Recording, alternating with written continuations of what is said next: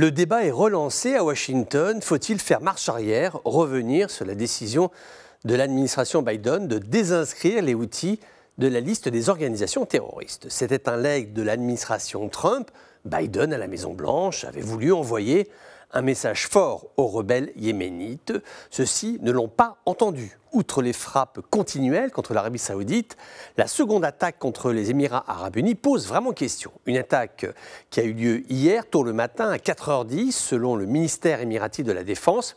Un avion F-16 a réussi à détruire un lanceur balistique Houthi qui venait de tirer 2 missiles. C'est inquiétant, non seulement les Houthis ont déjà fait ça une fois, une attaque, mais là, ils récidivent. Reste à savoir maintenant comment le général Houthi Ayassarieh va s'en expliquer lors de son prochain point de presse. Parce que s'il se confirme que demain, il y a une véritable ouverture du spectre conflictuel, cela va obliger les grandes puissances à intervenir. Il est vraisemblable que l'administration Biden demande une résolution au Conseil de sécurité des Nations Unies pour condamner fermement le comportement des rebelles yéménites.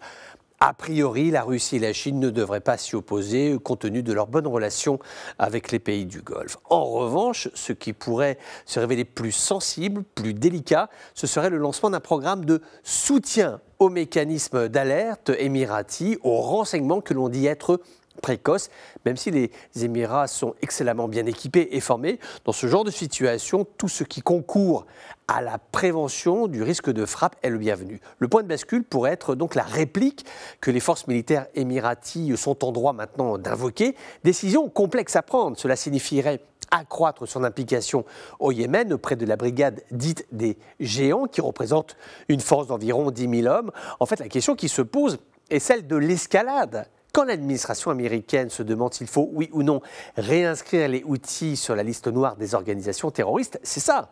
Faut-il rajouter de la tension à la tension pour quel gain tactique? Parce que l'objectif, en fait, le réel objectif des États-Unis, mais aussi des monarchies du Golfe, est le retour à la table des discussions, sous la bannière de l'ONU qui s'est énormément investie sur ce dossier. Toutes les forces militaires engagées au Yémen réclament la fin des combats et l'entame d'un processus de négociation.